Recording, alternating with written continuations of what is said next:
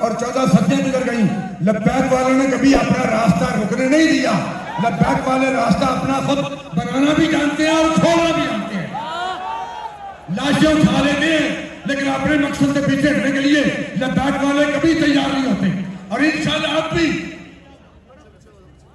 امتحان پڑا ہے تو کوئی بات نہیں. ہم نے 100 بار زمانے کے بھرم توڑے ہیں. ظلم محمود ابھی زندہ و پائندہ ہے. ہم نے خانے دوران صنم توڑے ہیں. اس بات سے ہمیں پرواہ نہیں.